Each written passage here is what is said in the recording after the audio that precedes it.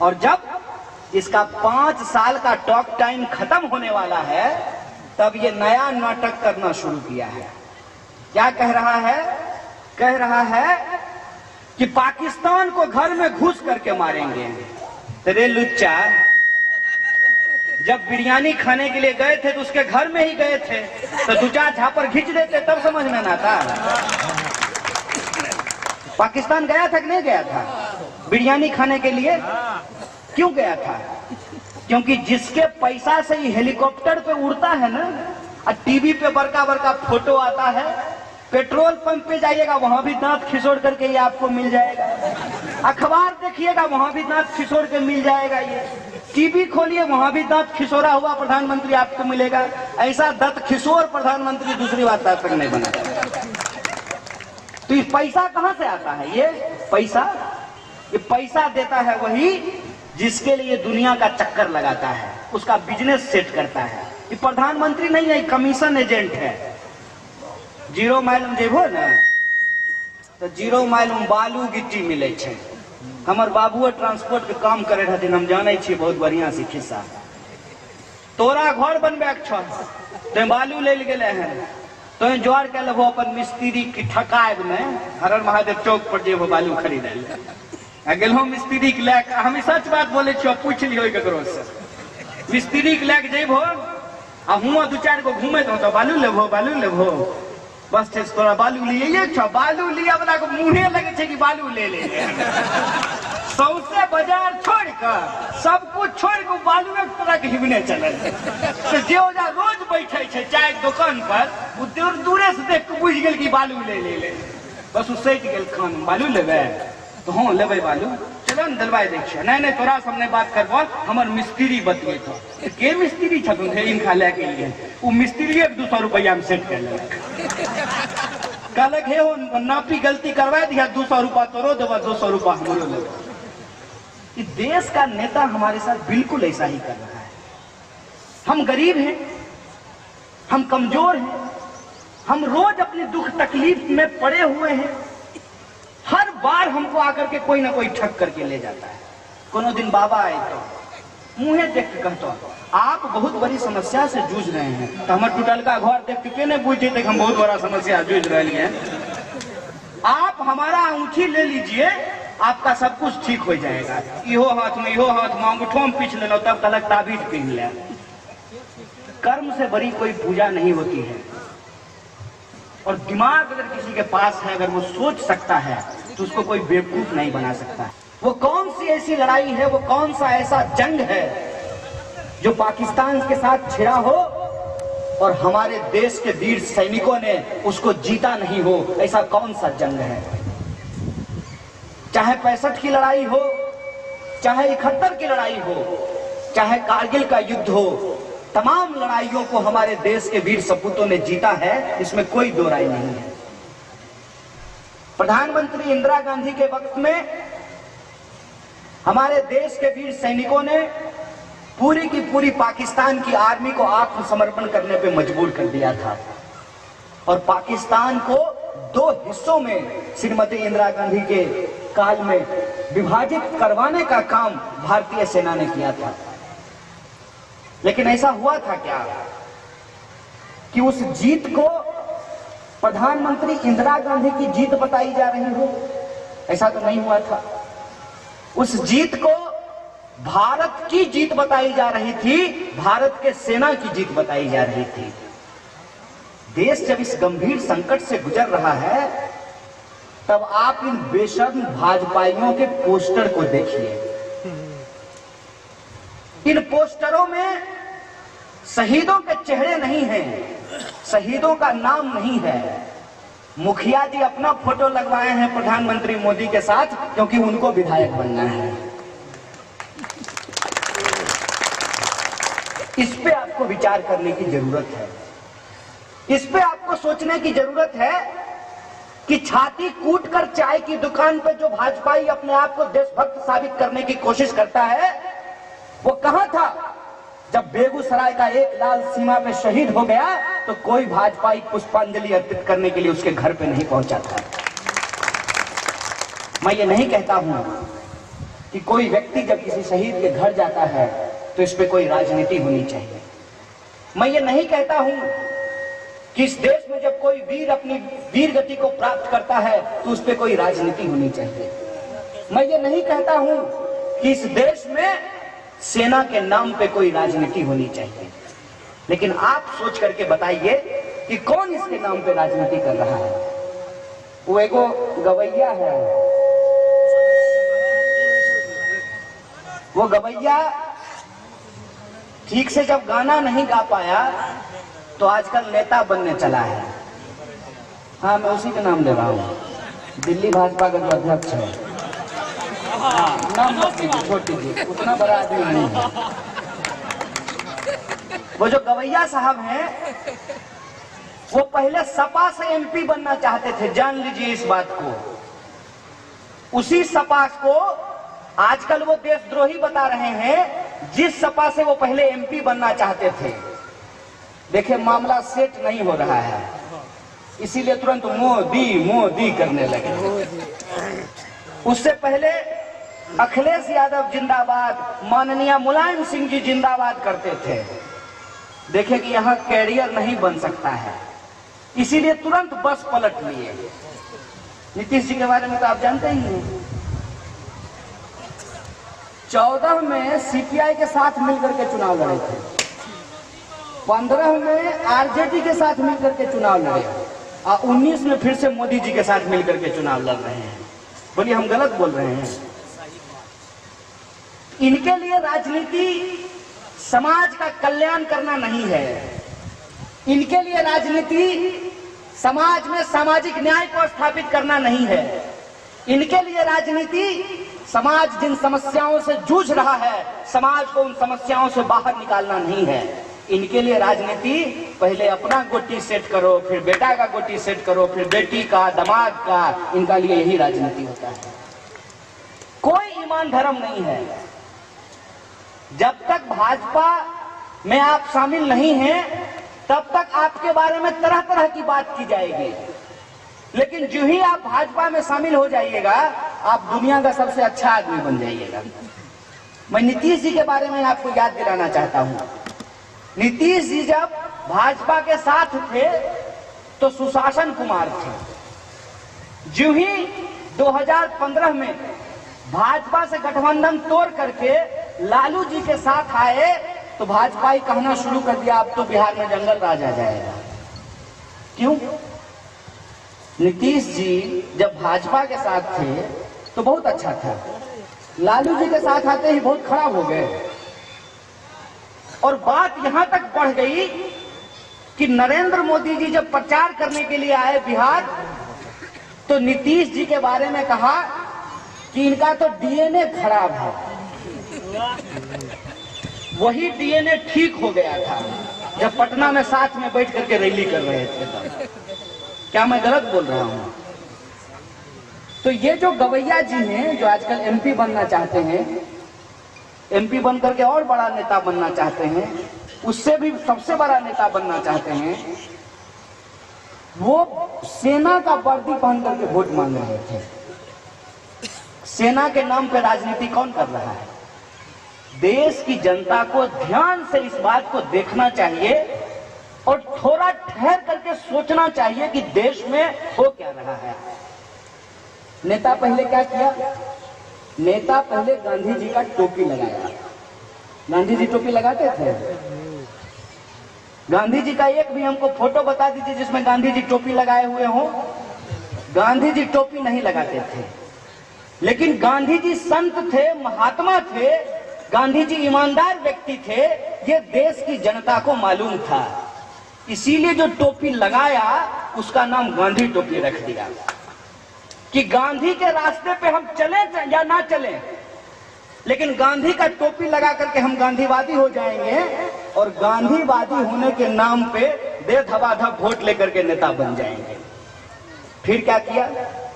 फिर गांधी जी का खादी पहना, और जब देखा कि गांधी जी की टोपी और गांधी जी का खादी बदनाम हो गया है, तब सेना का वर्दी पहन लिया है और आज सेना का वर्दी पहन करके सेना के नाम पे वोट मांग रहा है। इस बात को सोचिए और समझिए कि ये जो वातावरण आज हमारे सामने खड़ा किया जा रहा है, इसके पीछे असली साजिश क्या है?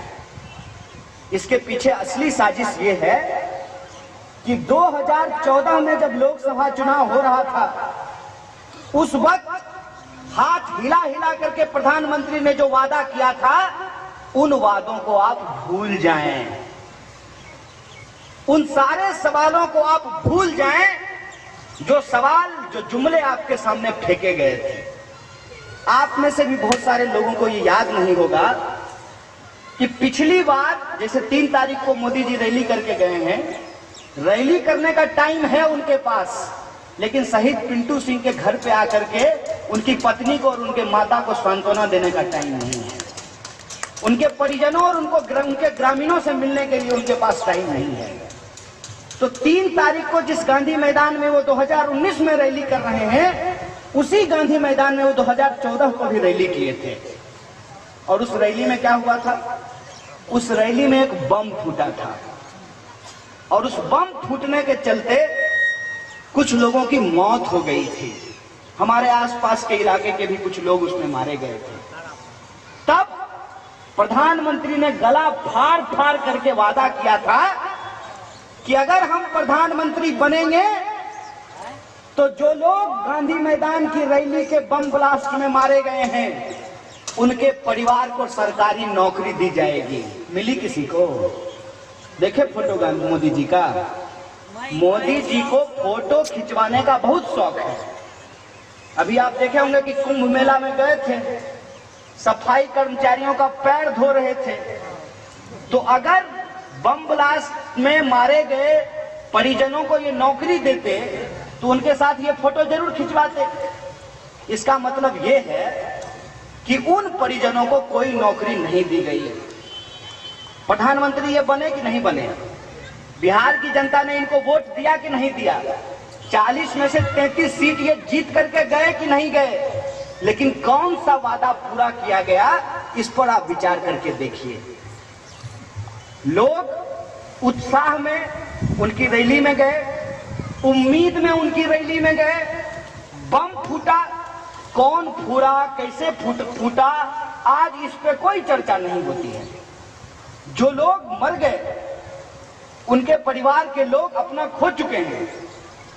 किसी का बेटा चला गया, किसी का पति चला गया, किसी का भाई चला गया, लेकिन जो वादा किया गया था उसमें से एक भी वादा नहीं पूरा किया गया। मैं झूठ नहीं बोल रहा हूं, आप इसका पड़ताल कर लीजिएगा। मैं नरेंद्र मोदी की तरह नहीं हूं कि मैं झूठ बोलता हूं। एक आदमी को भी नौकरी नहीं दिया गया, और घूम घूम करके जो वादे किए गए, क्या हुआ उन वादों का? एक गाना सुने हैं ना हिंदी फिल्म का, क्या हुआ तेरा वादा, वो कसम वो इरादा, क्या हुआ 15 लाख, क्या हुआ 2 करोड़ नौकरी का, कहां गया काला धन, क्या हुआ अच्छे दिन का? कौन सा वादा पूरा हुआ, ये हमको बताइए। और आजकल हम क्या देखते हैं, एक गाड़ी लेकर के घूम घूम करके जनता को बता रहे हैं कि हमने 5 साल में आपके लिए क्या क्या काम नहीं कर दिया है। एक बात हमरा बतबा हो, खायल दे नहायल दे छुपे छे, तोरा अगर हम भर पेट खिलाए दियो तो तोय अपने नहीं कहने चलबो कि कन्हैया हमरा भर पेट खिलैलक है, कि हमें शब्द जाए कहबे कि नहीं हम फलना बाबू भर पेट खिलैलिए न। इस पर विचार करके देखिएगा कि अगर काम करना होता, अगर काम किया होता तो प्रचार नहीं कर रहा होता। प्रचार करने की जरूरत पड़ती है क्या? महंगाई यदि कम हो गई होती तो हम आकर के आज आपको कहते कि महंगाई कम नहीं हुई है, तो जा बरन झटे की झूठ बोले छे। आप कहते कि नहीं कहते? आप खुद विचार करके हमको बताइए कि हम कौन सा बात आपको झूठ बोल रहे हैं। कम हो गई महंगाई, आपका दुख तकलीफ कम हो गया, आपका बेटा पढ़ लिख लिया, उसको नौकरी मिल गई, कौन सा वादा पूरा हो गया? जो दलित परिवार है उसको 3 डिसमिल जमीन देने का वादा था, क्या वो दलित को 3 डिसमिल जमीन मिला है? आपके खाते में 15 लाख रुपया पहुंचाने का वादा था, किसके खाते में 15 लाख रुपया पहुंचा है? अमित शाह का बेटा को छोड़ करके उसके खाते में पहुंचा है 3.5 करोड़ रुपया पहुंचा है। बोलिए हम सच बोल रहे हैं झूठ बोल रहे हैं? ये सारी चीजें आपके साथ हो रही हैं और आपको ये पता नहीं चलता होगा कि हमारे साथ हो क्या रहा है। हो ये रहा है कि बड़ा शौक से बेटा तनी को कहूँ काम कैलक ना, एगो टीवी लाइक घर में लगेलक। माय गे एकदम सास बहू सीरियल देखी, माइयो की अपन बैठ के देखते, बाबू आप देखिए है समाचार घरे में, फलमा घर जाए कोनो जरूरत नहीं है। एक दिन जा रहो हो जाए समाचार देखल, देखलो मुँहे पर केवार बंद कर दिल पर, अब घरे में टीवी लगाए देव। लगैले घर में टीवी खूब बढ़िया, महीने महीने करेले ओकरा रिचार्ज। जब ओकरा सामने बैठे छहो तो केना बुड़बक बनबै छे। ठंडा मतलब क्या होता है? Coca Cola. तो सतुआ मतलब क्या होता है? लस्सी मतलब। ये साजिश कभी सोचे हैं कि आपके साथ हो क्या रहा है? इस पर विचार कीजिएगा तब आपको समझ में आएगा।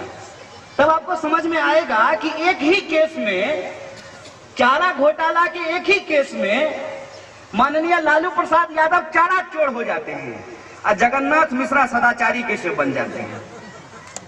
वाह! आपको यह समझ में आएगा कि नीतीश कुमार जब लालू जी के साथ आते हैं तो खराब हो जाते हैं, और मोदी जी के साथ जब मंच पर बैठते हैं तो बहुत अच्छा हो जाते हैं। एक ही बार में आपको समझ में आना शुरू हो जाएगा कि कैसे ये टीवी वाला फेयर एंड लवली बेचते बेचते प्रधानमंत्री बेचना शुरू कर दिया है। अभी बता रहे थे ना आपको कि दूसरे गांव में मेला देखने के लिए जाते थे तो छेड़छाड़ होता था। ये जो जगह है, इस जगह से हमारा एक पुराना ताल्लुक है और प्रधानमंत्री की तरह झूठ नहीं बोल रहे हैं। इस मंच पे एक नाटक हुआ था कबीरा खड़ा बाजार में, जो पुराने लोग हैं उनको याद होगा। तो उस नाटक में हम रोल करने के लिए आए थे, छोटा बच्चा थे हम, तब से हम खांझापुर आ रहे हैं। हमको नहीं पता था कि नियति जो है एक दिन हमको फिर यहाँ लेकर के आएगी, लेकिन नियति का लिखा कौन मिटता है, फिर से आना पड़ा। दुनिया गोल है, घूम करके यहाँ पे आ गए। तो मेला में देखिए हरे कुमाल का दुकान जो होता है कैसा होता है, बच्चा खेले वाला खिलौना लेबै 10 रुपया, चौकला बेलना लेबै 10 रुपया। हरे कुमाल देखे ना, हमारा प्रधानमंत्री एक्चुअली हरे कुमाल का दुकान खोला है, और दुकान खोल करके क्या करता है, भाइयों बहनों अच्छे दिन ले लो, कहाँ है? भाइयों बहनों 15 लाख ले लो, कहाँ है? उसका काम ये है जैसे चूहा मारने और खटमल मारने वाली दवा बेचने वाला नहीं होता है बाजार में, कि एक बार ले जाइएगा, बार बार ले जाइएगा, अचूक दवा है। तो सोच के कभी देखे हैं कि जब अचूक दवा है तो एक बार ले जाएंगे तो बार बार हमको ले जाने की क्या जरूरत है?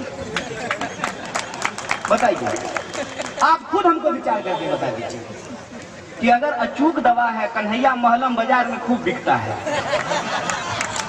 कहता है दांत खाज खुजली सब खत्म कर देगा, 10 रुपया में ले जाइए, एक बार लगाइएगा, बार बार लेके जाइएगा। अरे क्यों लेके जाएंगे जब तू छूट जाएगा? तो जो वादा 2014 में किया गया वही वादा 2019 में भी किया जा रहा है, और पूरे 5 साल तक ये समझाने की कोशिश करते रहे कि हम काम इसलिए नहीं कर पा रहे हैं क्योंकि हमको नेहरू जी नहीं काम करने दे रहे हैं। गजब बुर्बक आदमी है।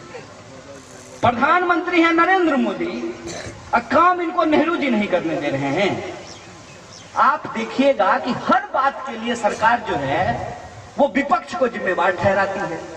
तो एक बात आप हमको सोच के बताइए, विपक्ष में जो लोग आज बैठे हुए हैं वो तो कल सत्ता में थे। सत्ता में थे कि नहीं थे? अगर वो सबसे अच्छा काम किए होते तो वही सत्ता में होते ना। तो विपक्ष को जो करना था वो किया, और विपक्ष के साथ जनता को जो करना था जनता ने भी कर दिया।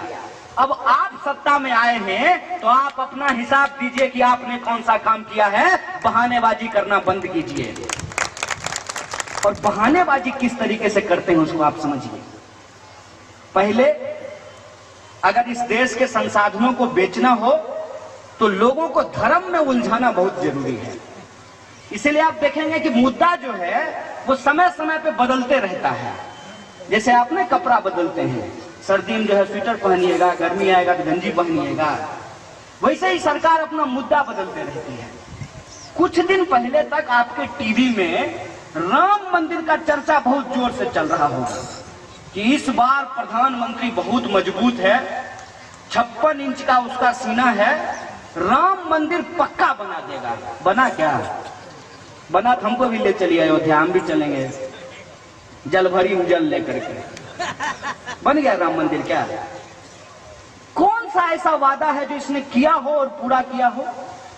देखा कि राम मंदिर जो है उतना आनंद नहीं दे रहा है। साधु संत भी विरोध करना शुरू कर दिए हैं और जनता भी समझ गई है कि राम मंदिर के नाम पर एक बार तो नाथूराम का सरकार तुम बना लिए हो। आडवाणी जी बने थे ना गृह मंत्री, उप मुख्यमंत्री भी बने थे। तो आडवाणी जी नेता किस आंदोलन से बने थे? राम मंदिर के नाम से बने थे। मस्जिद तोड़ करके सरकार बना लिए, अपना ऑफिस बना लिए, लेकिन मंदिर आज तक नहीं बनाए हैं। तो देखे कि राम मंदिर पे जो है जनता हमारे साथ एकजुट नहीं हो सकती है। और गांव की जनता इतना समझती है, बहुत आसानी से इस बात को समझती है। मेरा बचपन मेरी दादी के साथ बीता है, तो मेरे कान में वो शब्द हम सुनते रहे हैं। जब भी कोई महिला भगवान का सुमरन करती है तो वो सिर्फ अपने लिए सुमरन नहीं करती है, वो कहती है कि हे प्रभु जगत का कल्याण कीजिए, जगत का कल्याण होगा तो हमारा बाल बच्चा का भी कल्याण होगा। ऐसा बोलती है कि नहीं बोलती है? जब भी कोई धर्म सभा समाप्त होती है तो क्या कहा जाता है? विश्व में शांति हो। बोलते हैं कि नहीं बोलते? धर्म की जय हो, अधर्म का पराजय हो। ऐसा बोलते हैं कि नहीं बोलते? तो गांव में जो लोग धर्म को मानते हैं वो इस बात को समझते हैं कि धर्म और भगवान के नाम पे राजनीति नहीं होनी चाहिए। और तुम हमको क्या मंदिर बना करके दोगे? ये दुर्गा मंदिर सरकार बना करके दिया है कि खुद ही बना लिए हैं आप लोग? किसी की भी भक्ति सरकार के भरोसे तो नहीं होती है, भक्ति तो खुद के भरोसे होती है। तो इनको इनके सारे रिसर्च करने वालों ने बताया कि राम के नाम पर इस बार चुनाव नहीं जीत पाइएगा। काट कहड़िया क्या बेर चढ़ते हैं, एक बार चढ़ला एक बार बनैले सरकार, इस बार कोई नया मुद्दा होना चाहिए। तो बोला क्या हो भाई? तो बोला सबसे बढ़िया चीज है पाकिस्तान। और पूरे 5 साल में मैं आपको बता देता हूं कि इस सरकार ने जितनी बार हिंदुस्तान का नाम नहीं लिया है उससे ज्यादा बार पाकिस्तान का नाम लिया है। जब भी कोई भाजपा का विरोध करता है तो तुरंत कह देता है कि अरे ये तो पाकिस्तान से है। जब भी कोई सरकार का विरोध करता है तो तुरंत कह देता है कि ये तो पाकिस्तान का समर्थक है और देश का विरोधी है। अब एक बात आप हमको सोच करके बताइए, जो बुजुर्ग लोग हैं वो अपने नवजुवकों को ये बात जरूर समझाइएगा कि कौन सी ऐसी सरकार इस देश में बनी है जिसका इस देश की जनता ने विरोध नहीं किया है। तब तो कोई प्रधानमंत्री ये नहीं कहता था कि जो मोदी का विरोध कर रहा है वो देश का विरोध कर रहा है। तो मोदी देश हो गया है? मोदी देश है क्या? प्रधानमंत्री का विरोध करना क्या इस देश के नागरिकों का अधिकार नहीं है? अरे आप हमसे वादा किए, आप किए ना, हम आपसे मांगने के लिए गए थे 15 लाख। आप रैली में जा करके बताए कि हम सारा काला धन वापस लाएंगे और आपके खाते में 15 लाख रुपया पहुंचाएंगे। और जब आज 5 साल खत्म होने वाला है और हम पूछ रहे हैं कि बताओ कहां है 15 लाख रुपया, तो कह रहे हैं कि हम देश का विरोध कर रहे हैं। आज हम आपसे पूछ रहे हैं कि क्यों इस देश में किसान आत्महत्या कर रहे हैं, तो आप कह रहे हैं कि आप देश का विरोध कर रहे हैं। आज हम आपसे पूछ रहे हैं कि इंजीनियर बनने के बाद लोगों को आज यदि पकौड़ा बेचना पड़ेगा, डॉक्टर बनने के बाद भी यदि लोगों को नौकरी नहीं मिलेगी, पढ़ने लिखने के बाद भी यदि गरीब गुरबा का जीवन नहीं बदलेगा, जिस उम्मीद के साथ उसने अपने बच्चों को पढ़ाया था उस उम्मीद पे यदि पानी फिर जाएगा, तब हम आपसे पूछेंगे कि 2 करोड़ नौकरी का क्या हुआ, तो आप कहेंगे कि हम देश का विरोध कर रहे हैं। ये बेईमानी है। और इस बेईमानी को आप इस खेल में समझिए। सखलुचिया वाला किस्सा सुन लो ना, कि सकलुचिया एक बार की कल गए कि राजा के बगल में खड़ा हो आ ललके मंत्री चुट्टी काट। मंत्री कहते कि देखिए हुजूर ही हमको चुट्टी काट रहा है। तो राजा को गुस्सा आ गया, बोला इसका नाक काट लो। सेनापति जो ही सकलुचिया का नाक काटा तो जोर जोर से चिल्लाने लगा, प्रभु साक्षात प्रभु साक्षात प्रभु। अब जो है सब हैरान कि नाक कटा सकलुचिया के इसको भगवान दिखने लगा। तो मंत्री बोला कि सच में तुमको दिख रहा है? बोला एकदम सच बोल रहे हैं, सच में हमको भगवान दिख रहे हैं। कहा ठीक है, तो इसका जो है टेस्ट किया जाए। एक सैनिक को बुलाया। अरे निमलका कहानी सुनबे के लोग, गरीब गुरबा की भेलू। गरीब गुरबा या तो खेत में मरे या सीमा पर मरे। कोनो नेता के बेटा जाए छे फौज में कि हमर तोहर भाई जाए छे नौकरी करे, गरीब के बच्चा में रहे छे। तो बाप मरे ओकर खेत में आ बेटा मरे ओकर सीमा पर। आ राजनीति के करथिन मोदी मोदी, फोटो के लगे थी मोदी, ड्रेस के पिनथिन मोदी। यहन हो रहा देश में। देखो सेना बोले कटने मरने के लिए तो सैनिक है। तो सेना को बुलाया कि इधर आओ। बोला इसका नाक काटो, फिर उसका भी नाक काटा। सकलुचिया तुरंत कान में सट करके उसको बोला कि बोलो तुम भी कि भगवान दिख रहे हैं, भगवान दिख रहे हैं, नहीं तो हमको भी नक्कट्टा कहेगा और तुमको भी नक्कट्टा कहेगा। अब बोला कि हमको भी भगवान दिख रहे हैं, हमको भी भगवान दिख रहे हैं। ऐसे करके एक एक करके सब अपना अपना नाक कटवा लिया, पूरा दरबार नाक कटवा लिया। तब बारी आई राजा की। राजा कहा कि जो है ठीक है, तब हमको भी भगवान देखना है, ऐसा करो मेरा भी नाक काट दो। तो सैनिक आया और राजो का नाक काट दिया। राजा कहा कि कहाँ भगवान दिख रहे हैं? तो सकलुचिया बोला हुजूर हमारा नाक कट जाता तो हमको लोग नक्कट्टा कहता। तब राजा का ही नाक कटा हुआ है तो कौन हमको नक्कट्टा कहेगा? इस देश के साथ यही हुआ है कि जिस देश का प्रधानमंत्री ही झूठ बोलता हो तो राजनीति में झूठ बोलने को अब कौन गलत कहेगा? जिस देश का प्रधानमंत्री ही अपनी पत्नी को छोड़ करके भाग गया हो तो इस देश में और किसी के बारे में लोग क्या कहेगा? इस देश का प्रधानमंत्री ही जब हथियार खरीदने में दलाली खाता हो तो बाकी लोगों को लोग क्या कहेगा? जितना चोर गुंडा डकैत बेईमान सब इकट्ठा होकर के देश की जनता के गुस्से का और उसके उम्मीद का फायदा उठाया है। हुआ ये कि जनता पिछली सरकारों से परेशान हुई थी, ये बात सच है। और परेशान जनता एक नई उम्मीद को ढूंढ रही थी। और नई उम्मीद क्या होता है? नई उम्मीद ये होता है कि तोरा बिछौना में हो गलो उड़ीस, रात सुतल जाए छे, एने कर दै छे तैयो काटे है, एने कर दै छी तैयो काटे है। अगला दिन गेले बाजार खाद खरीदल, बच्चा खातिर सामान खरीदल, सब्जी खरीदल, देख ले ओजा मिल रहे हैं, आइए लीजिए खटमल मारने वाली दवा ले जाइए। उड़ीस से परेशान लोग रहबे करे, फट सनी दवाई खरीद ले के धारा धर। इस देश के साथ वही हुआ है। जनता परेशान थी अपने दुख और तकलीफ से, और उस दुख और तकलीफ में परेशान होने के चलते जब कोई आकर के ये कहा कि मैं तो चाय बेचने वाले का बेटा हूं, तो सब गरीब को लगा कि गरीब का बेटा है, चलो इसको वोट दे देते हैं।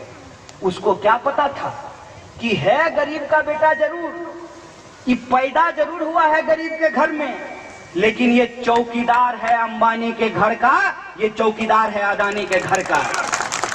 जनता को क्या मालूम था कि इस देश के सेना के साथ ये गद्दारी करेगा, उसके लिए जहाज खरीदने के नाम पे दलाली खाएगा, चौकीदार होने का दावा करके इस देश के साथ चोरी करेगा। इस देश की जनता को नहीं मालूम था।